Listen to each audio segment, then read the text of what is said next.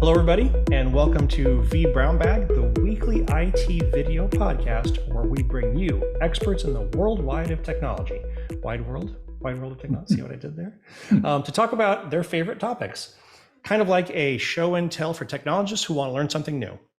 Today, we are here with Dennis Faucher, a friend of the show, both here at vBrownBag and the Portsmouth user group in my area, and we are going to learn about global domination. We're going to learn how to take over the world. We are going to build an evil Android bot army for fun and for profit. Dennis, how are you doing this evening? I'm doing great, Chris. Great to see you. I'm honored to be on vBrownBag for my second time. The last time we were teaching a robot to tell the difference between you and Betty White. Mm-hmm. All very useful topics. And the laser cat pointer as well. Oh, yes, the robot that chased the cat around with laser beams. All kinds of good stuff. All right, so before we get started, let's do a couple of show notes. Get in on the conversation. If you are in the live studio audience, I will be fielding the questions. I am your host and moderator for this lovely event. And if you are listening to us in the future, or if you're in the live studio audience and you don't want to chat with us, you can at vBrownBag or hashtag vBrownBag, and I will be paying attention on all of the things: Blue Sky, Twitter, Mastodon, LinkedIn, all the things. And I will take your thought out, well-crafted questions and pose them to Mr. Faucher. Your tweets, your toots, your skies, your skeets, your skeets, all of the things. All right, cool. Well, in that case, so normally this is the part where we talk about you and stuff, but we've done so many of these, not so many, but we chat all the time, so I always forget to say, hey Dennis, why don't you tell us about yourself? Hold on, and I'll do that during my thing too, but I've got a little thing in there where I'll talk about myself. But basically I'm in pre-sales, so I'm a system engineer, been that a long time, and that's the person who's supposed to get asked about every esoteric technology and not look like a deer in the headlights by customers, and also somehow be able to solve every single problem you've ever had, or at least point you to the person who can. So that's what I do for a living. And the only way to do that is to keep your hands on everything. So this is my latest hands-on weirdness to learn about some stuff. I was going to say, because you are not what I would consider your classic traditional pre-sales person. You have these mad scientist projects running all of the time, far above and beyond what I would consider a normal pre-sales person would do. So the fact that you've always, you've always got something cooking. We're always chatting about stuff, and you're like, oh, hey, I just hacked a complex password using this algorithm with this thing, or here's a wonderful new Linux snippet that I learned, and I get a wonderful thing to deep dive into from you at least once a week. There's always something to learn. And when I started in this field, when computers ran on paper tapes, you had to be a keyboard person. So I've just always been a keyboard person. So yep. And it's great fun too. And that's why we like having you on vBrownBag. Thanks, Chris. All right. Okay. So why don't I shut up and give you the power? All right. That's why we're all here anyway, to make me go away. Let's go here and share that. And let's go find, that's my phone, which we'll be using later. Let's go over here. Okay. All right. I'm just going to unlock my phone because we're going to be doing some Android stuff today. So, all right. So hi, everybody. Thanks for taking the time tonight out of your evening. This probably won't go the whole hour, but it all depends on what kind of interaction we have. But this is Chris had a speaker for today, and they had a personal situation come up, so he had an opening, and I said, oh, there's something weird I've been working on. It's not like cloud stuff, it's not DevOps, but it's super geeky. I just wrote a blog post on it, and I'd be glad to share it because I loved it. I actually learned a lot by doing this, and someone else might actually find it interesting or entertaining or weird. And so we're going to talk about is, like many of you, I had all these phones lying around. Like, we're an Android family. I've got 3 kids. They break their phones or get them wet or crack the screen or the camera doesn't work. And it's not worth like selling them on Swappa. So they kind of like, I just keep them as backup, or I'll use them for weird stuff around the house because they're great little computers, right? So it's like, what can I do with a pile of Android phones? And I'm like, oh, it's Linux. I bet I could do some sort of high performance compute cluster with them. And that's how this all started. And along the way, I learned about how can you control an Android phone remotely? How do you use Hashcat to crack hashes and passwords in Wi-Fi or operating systems? How does it work? How does it work well? And that's sort of so that was fun. And so I thought I'd sort of lay all that out today, and might be interesting to someone. And what's great is like just today, we're going to be talking about cracking passwords, and someone on Mastodon, on actually my server on Mastodon that I'm on, infosec.exchange, posted this. I'm like, yeah, that's great. I needed password 8 characters long, so I picked Snow White and the Seven Dwarfs. So I thought that was funny because like I'm all about the dad jokes. And so this was timely. And I said, I'm going to use that in my presentation, and I'm going to give you credit for it tonight. So we're going to talk. I think you've had one dad joke per presentation now. You are consistent. One per slide would be awesome, but might too much. All right, so this is me. I will give this deck to Chris to post later on. It's in PowerPoint format. There's actually hyperlinks in it for a whole bunch of stuff as we go along, so you can go to different places. This is how you can reach me. I'm at Dennis Faucher on most social media. This is my personal and work email address. That's my blog. And I work for a great company called Worldwide Technology, which I love, which has a great culture. And actually, that's where I met Chris. So that's me. And then what I do for a living is, like I said, I'm supposed to like be able to answer any problem, any technology question without being stumped. It's like stump the chump every day. And so I thought about it, and I'm like, kind of like the Home Depot customer service person. I may not be able to fix your plumbing, but I can get you a person who does know how to fix your plumbing. And so that's kind of what I do for a living, is help people fix stuff. Either I know how to do it, or I can find someone who can do it. And that's what I do. And I love it. I've been doing it a long time. All right. So here's what we're going to do. My giant 20-pound cat just came underneath my desk, wants to be pet. And we'll probably just like unplug all the cables, because that's what cats do. So who am I? We did that. And then kind of like when I wrote my blog post, I do why are we doing this? What is it we're doing? How did we do it? Kind of cookbook. So we're going to run through that today, like all these things: why, what, how, and if you have any questions. So the why, I kind of gave a little precursor to that. I really do have a pile of Android phones. Probably not this many, but I probably have at least 6 or 8 working Android phones that for some reason are not being used, right? Because their screen was cracked or the microphone stopped working, whatever, but that's okay if you're just using it as a computer. So, so I'm like, what could I do with it? And then I was like, I have a lot. So how can I do things in parallel? And that was my first learning adventure, is like what tool do you use to do stuff in parallel? And since, the answer to every question is always HashiCorp, of course, at first I looked at Terraform and I was like, yeah, that's cool. My cat is scratching me. That's cool. But it does a lot of amazing things, but not really in parallel.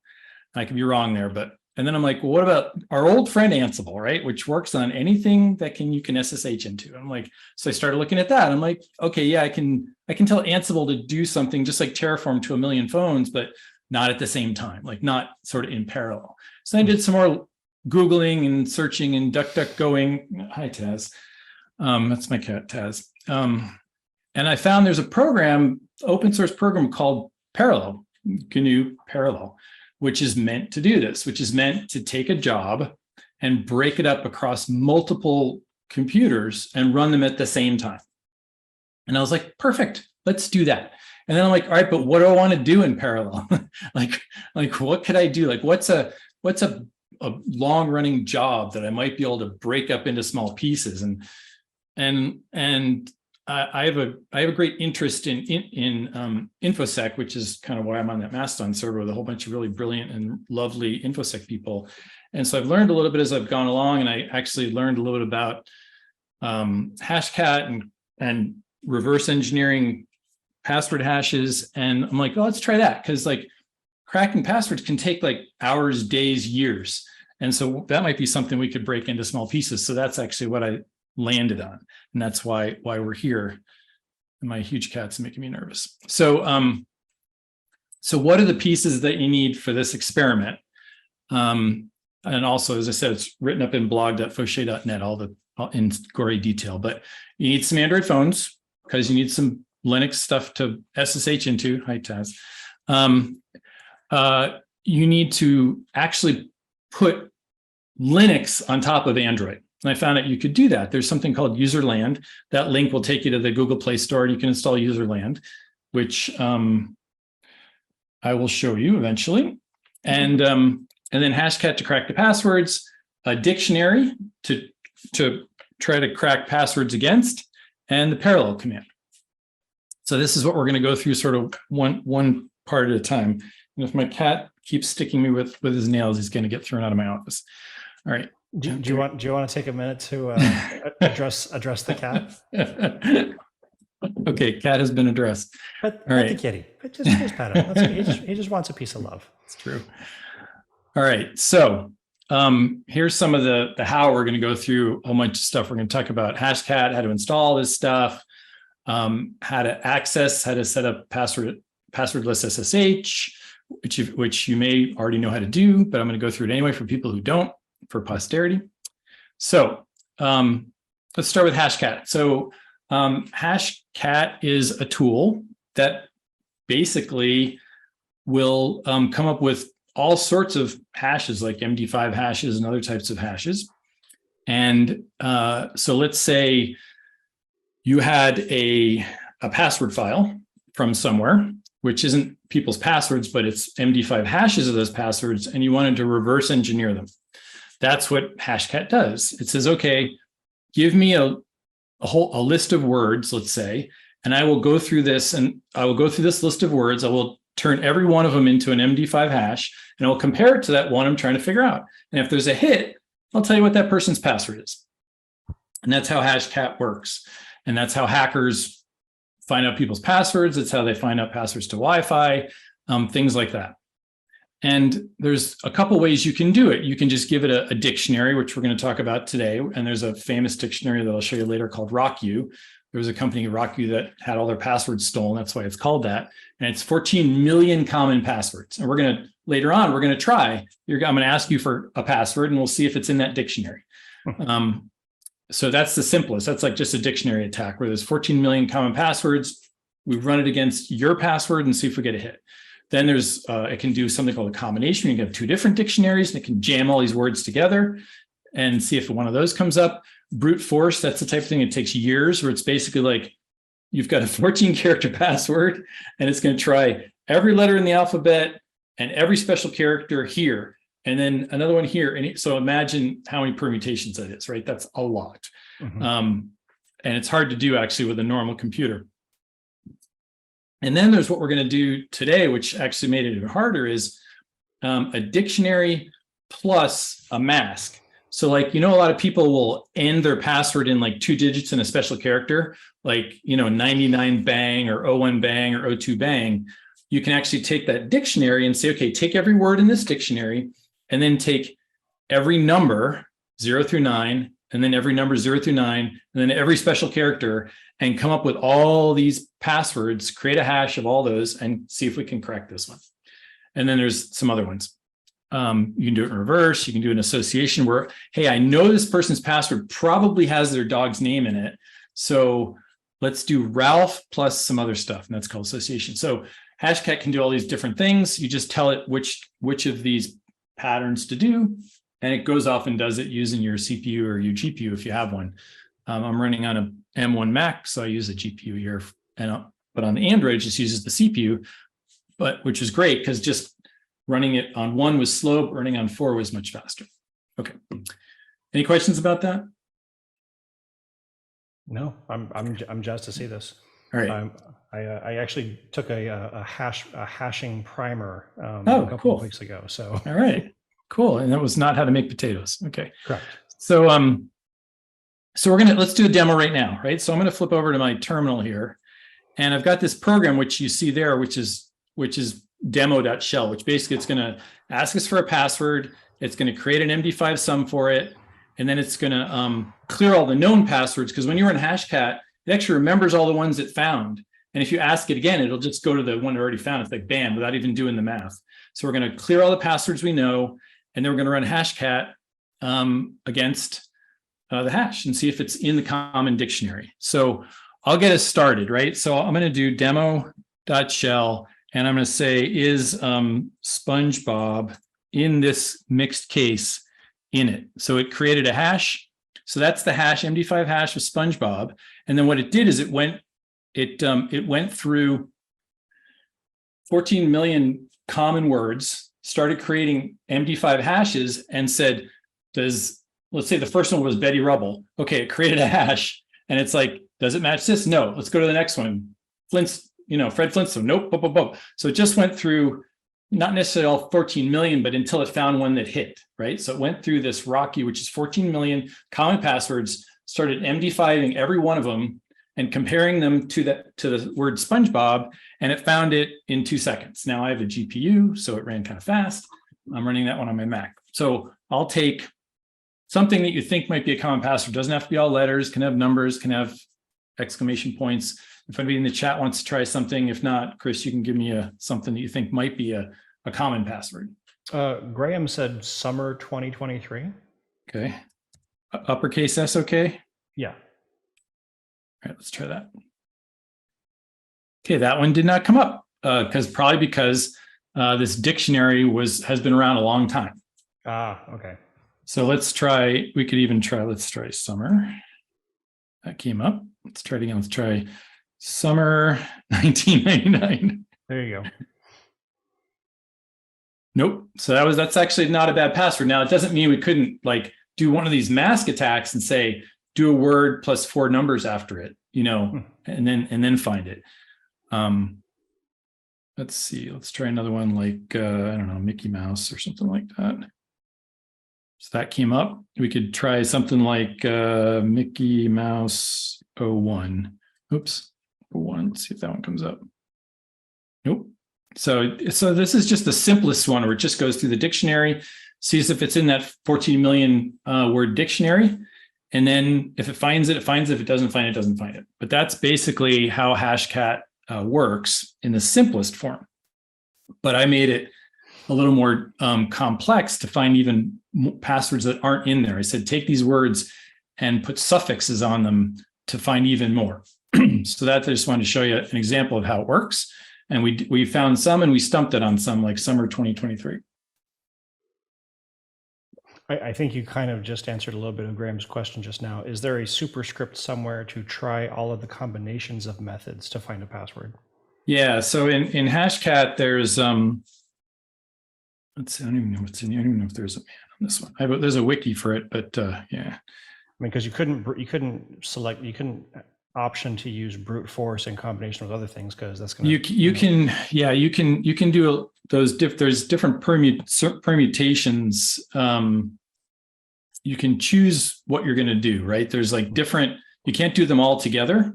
Like the most onerous one is brute force, where you're just trying every character, and you can even do brute force saying start at 8 characters, then go to 9, then go to 10, then go to 11, and come back on your next birthday, right? When it's done. So that's if one of these doesn't work, you can brute force it, and it'll just take really long. But what most people do is they kind of have an idea that most people's passwords have some sort of dictionary in them, and then they'll be prefixed and or suffixed by numbers and special characters. So they kind of have, people do this for a living, know the best way to crack it. I don't do this for a living. Okay, so that's kind of a simple Hashcat. We're going to use something more complex for this experiment. I'll show you why. Okay, so Userland is really cool. So on Android Play Store, you can install Linux on top of Android. In fact, I'm going to bring that up right now and switch over to my screen share. So this is actually the screen share for my phone, my Pixel 4. Yes, go away. Can you help? No, thanks. So Okay, so you can install these different versions of Linux. You see Alpine, Arch, Debian, Kali, Ubuntu. You can even put like different open source stuff like Firefox. You can add a X Windows to your phone if you want. Nice. I'm not quite sure how you drive that. I guess if you have like an Android tablet, right? You could have a mouse on it or something. You put Zork on it, everybody's favorite. Actually, I was wearing a Zork shirt yesterday. It said, it's very dark. You're likely to get eaten by a grue. I was wearing that shirt yesterday. You can put GIMP, Inkspace, all this stuff. So what I did was I installed Ubuntu. I just installed Userland by the link that I gave you. I hit Ubuntu, and Bob's your uncle. And so I installed it. It asked me for a username and a password. I'm going to switch screens while I put in my password here, so you can't see what I'm typing on my keyboard because I'm not that dumb. I may have looked that dumb, but okay. And now I'm screen refresh. There it is. So now I'm in, right? And I could do like a uname, and you could see that. I could do a sudo apt update and update my software because this is a Debian base, blah, blah, blah, right? So now I've got Linux running on top of Android. Yay. So that was like my first step, right? Is if I'm going to use parallel, or even if I was going to use Ansible or Terraform, like being able to SSH into this army of phones is a great way to break up jobs and send it out. So the first one was installing Userland, then installing Ubuntu, which I just showed you. Just had to tap that and just downloaded it, put it on. And then here we are, right? So if I look at Etsy issue, it says I'm running Ubuntu 2204. I then installed Hashcat on it, which was great because it's just Debian. So it's like, well, got it, great. Okay, yeah, there's a Hashcat for ARM because this is an ARM phone, and it installed it. And even really helpful, you even have like the up arrows, which are great for like command completion and stuff. And so that's tab is over here for command completion. So it's it's a little Android. You have a little Android in your pocket now. Very cool. All right, now. If we're going to do passwordless SSH, we need to know the IP address of the phone. And there's a number of ways you could do that, of course. You could go into your DHCP server and find it, or you could just go into settings on your phone and do about phone and see that my IP address is 86.36. And so what I did was I took all these phones, figured out what their IP address was, wrote it down, and used that for my army. And that was how to figure out the IP address. All right, then Userland puts SSH on port 2022. And, I think I've been doing a lot of this stuff before it was made easy. Like people show me stuff, they're like, you can, like VI can be a lot easier. I'm like, yeah, but when I started, it wasn't. So I don't know all these cool things. But like .ssh config is like, it's like magic. Somebody showed me all the things you could do with it. I'm like, no way. Well, how come I haven't known this for 30 years? Well, because it hasn't been around for 30 years. But so, if you've ever SSH'd into something with a non-common port, right? You have to type in SSH username at hostname -p for port 2022. But if you throw it in your config, then you don't have to do that. So for instance, if I just say, SSH to pixel 4, it just goes in because I've passwordless SSH set up. I didn't have to tell it that it was port 2022 because the actual way, what I really needed to do was SSH Dennis at 192.168.86. And then I had to say -p 2022. That's what I would have to do. Oops, -p 2022. That's what I would have to do if I didn't do my .ssh config. I'd have to do all that nonsense, and it still works. But so the .ssh config is awesome. I think I forget about it, and then I'm like, oh yeah, wait, isn't there that thing I can use? So remembered that was a thing, and I like pictures, so I put some port wine since we're talking about ports. Very clever. Okay, thank you. I'm good with Google Images. And of course, Mad Magazine, Spy versus Spy. Passwordless SSH just makes your life so easy for everything, right? Like if you want to just really build a bot army, you need to be able to just go tell things to do things. And I just put this in here for you.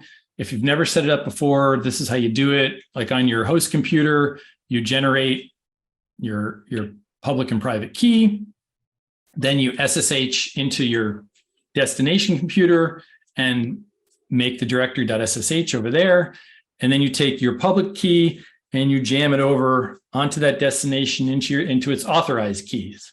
And at that point, you should be able to just log in without a password. Now, some SSH will be really, won't let you unless you have the proper permissions on the SSH on the other side. So we have to change it to read, write, execute, nothing on the other side, because sometimes it complains. If it's insecure, if the file's insecure and anybody can read it, it just won't let you use it. So that's like the final step. And then when you say SSH Dennis at Pixel 4, bink, no request for a password. And that's how you set up passwordless SSH if you've never done it before. And it makes the spies love each other. Okay. All right. So parallel. That's the next thing. And I'd never used this before this mad science experiment. Parallel is a command that runs anywhere. If you go to the parallel website, and it's kind of a fun little install script. It's like, hey, if you have wget, we'll use that. If you have links, we'll use that. If you have curl, use that. If you have fetch, use that. I've never seen like ORs in a command before. It's actually kind of cute. It's not like, hey, you have to have wget or else you can't do it. It's like, well, if you have wget or links or curl or fetch, you can install parallel. And it basically just, hey, go get this thing and pipe the output to install that shell, and then just run install that shell, and we'll install parallel for you, which I think is actually a Perl. It's really just a Perl script. And what parallel allows you to do is you basically give it an input file of what you're trying to do and what the computers are, and it does that in parallel and separate threads on your host computer, right? So if I'm in this case, I'm sending things to 4 Android phones, it basically creates 4 threads and goes and does it on my host computer at the same time. So they're all running at the same time versus, Ansible, which is like, oh, you want me to do this to 12 computers? I'm going to do it to 1, wait, do it to 2, wait, do it to 3, wait, do it to 4, wait. I'm like, that's nice. That's not what I want to do in this case. If you're running on a Debian, of course, you can just do apt install parallel. Mac, you can do brew install parallel.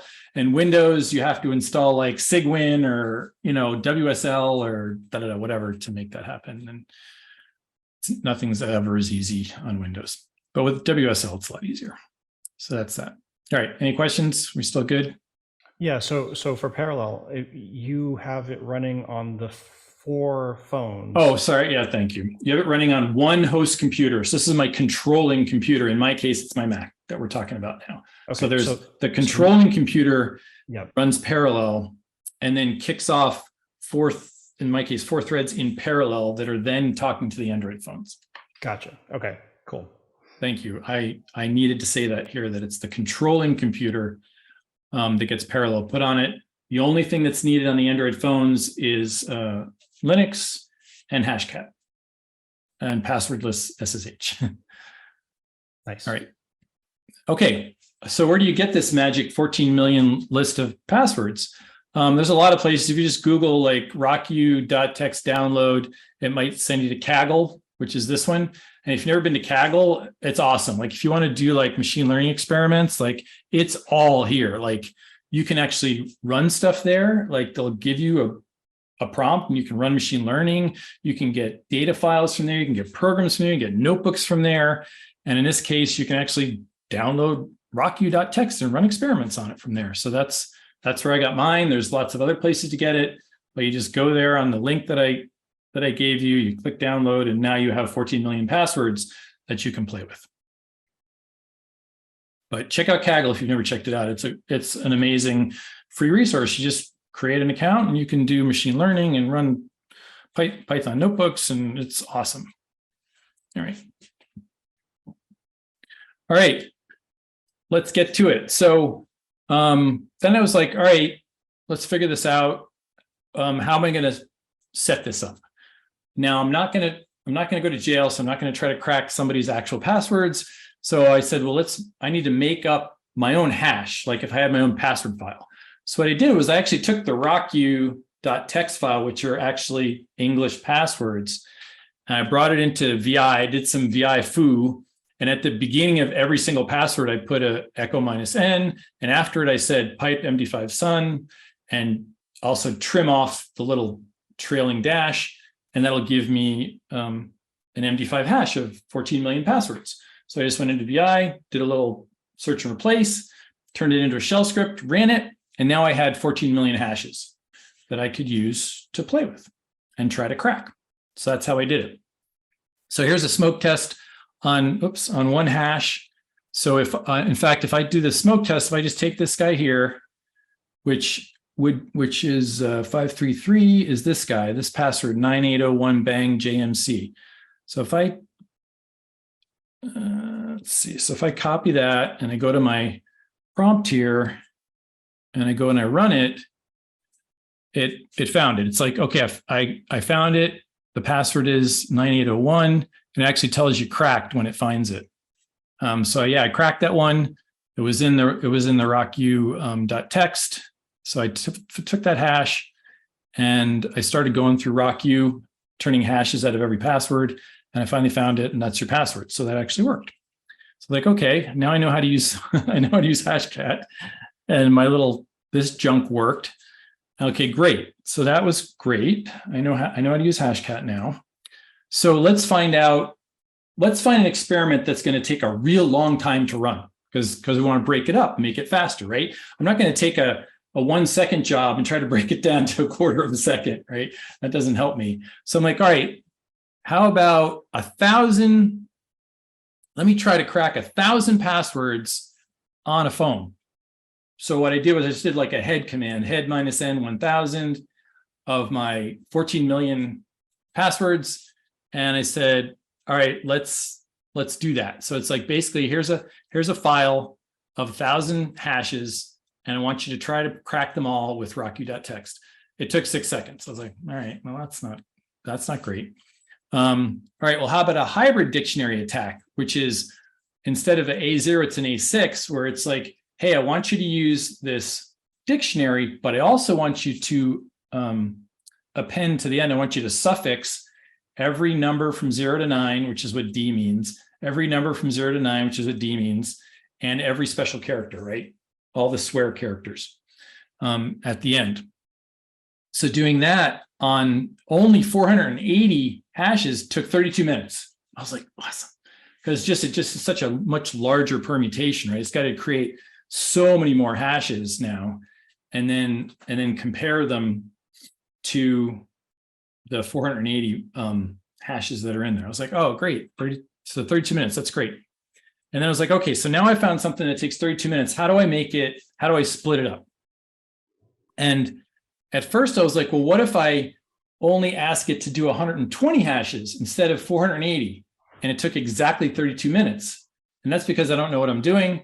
And actually the time that it takes is not to compare the hashes, but to create the hashes, right? So this file rocku az isn't 14 million, but let's just say it's 1 million.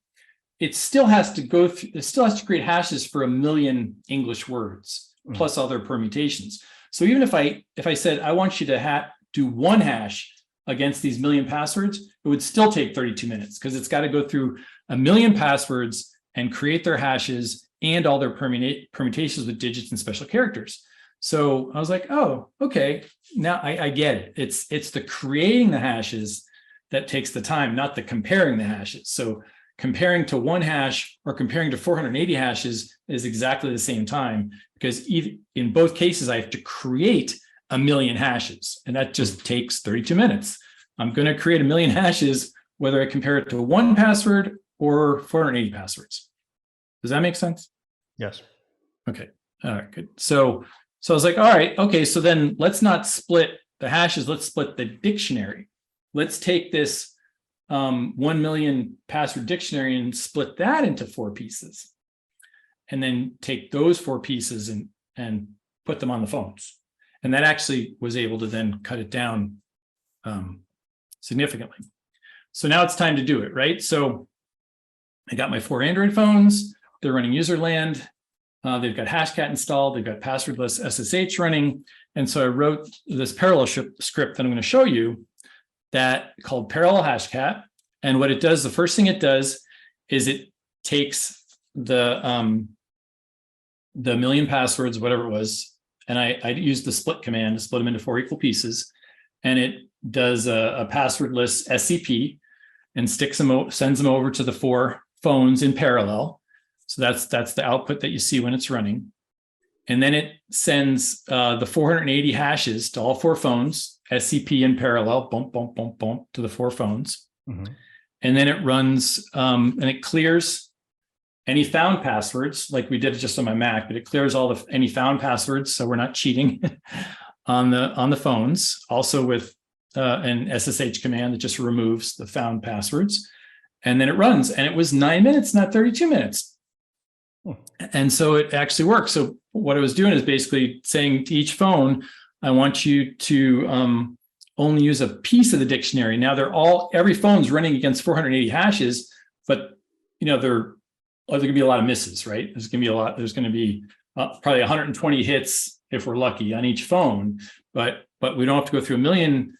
We don't have to create a million hashes. We only have to create like 250,000 hashes on each phone. So it went much faster. Instead of 32 minutes, it was 9, which is not exactly a quarter, but part of the time is just sending the files over, but that's pretty good. Mm-hmm. So here's what it looks like. So this is actually the parallel.shell, right? So my bot armies just commented out here, this is their IP addresses of my 4 phones. And then so the first thing I did was SCP these password files over to the 4 phones, bang, bang, bang. And then I SCP'd the hashes, all 480 hashes to the 4 phones, bang, bang, bang. And then I cleared the hashcat.pot file on 4 phones. And then here's the parallel command. So parallel takes with it a number of jobs, in this case 4. And then there's an input file, parallel input.txt. So that is, what is it you want me to do on these 4 computers? And what are the 4 computers? So that's this. So that parallel input.txt says, okay, here's what I want you to do, which is basically my PC here, my host computer, please do these 4 things in 4 separate threads on my computer. So run them as 4 separate threads, which are basically doing the same thing, but on 4 different machines. So on each machine, I want you to run Hashcat. I want you to run it quiet. I want you to use these 480 hashes. But on the first one, use the first quarter of the English passwords, and then the second quarter of the English passwords, the third quarter of the English passwords, the fourth quarter of the English passwords, plus all these permutations.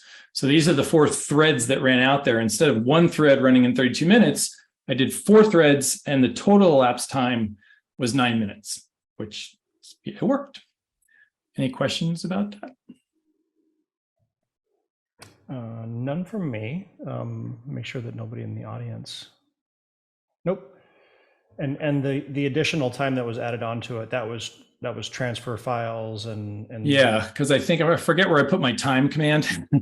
If I put it just on the parallel or on the whole thing, I actually did on the whole thing. So I said time parallel.shell, which means all this stuff was timed. So all these SCPs were timed. So I had a little bit extra time it wasn't a lot, right? But it was like a couple seconds each just to get all the crap over there and run all these commands. And then you can't sell without a bar graph.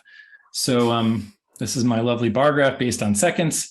So 1 bot was that many seconds and 4 bots was that many seconds. It took less time. Great success. Yes. So now so it actually worked.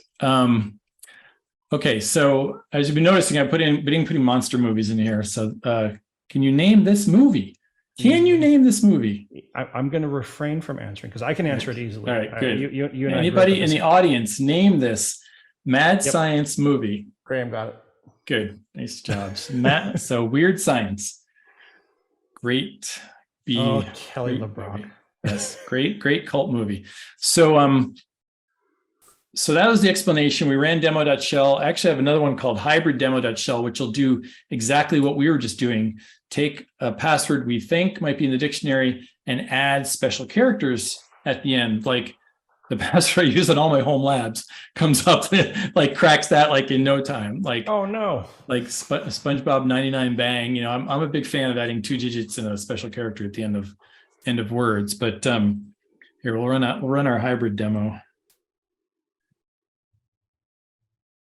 So let's see. Let's try. In this case, we'll do like Mickey Mouse 01 Moose Mouse 01 bang. So I figured, but it was in 2 seconds, so it was much harder because it took 2 seconds to do that.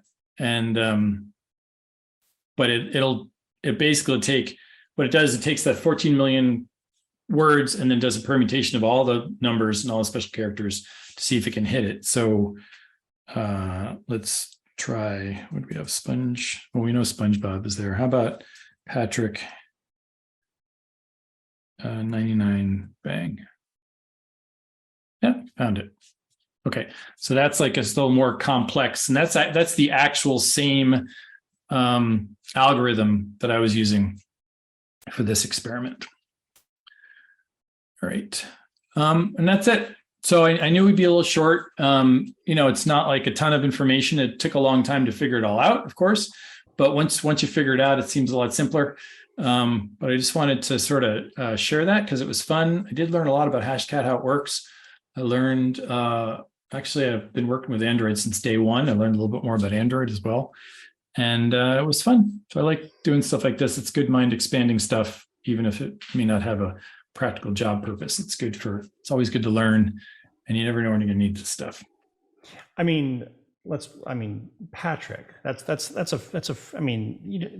like, never mind. I was thinking of SpongeBob. Here, well, we have another one. Here, we'll do another one. What's another one you want to do?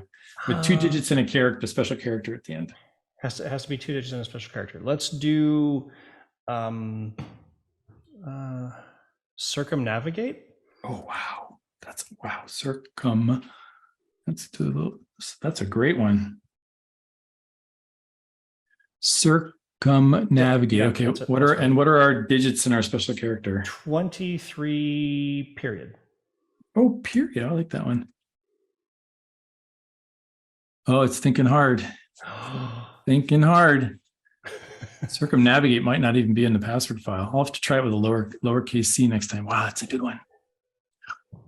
The smoke is coming out of the Mac right now. That's a good one. All of my passwords are actually Japanese words. So that's good. English translation of Japanese words. That's good. See, I'm gonna have to play with this one later. That one's churning away. When you're actually running Hashcat, and I don't do it in quiet mode, you can actually hit S. And it'll sort of try to guess how much longer it's going to take.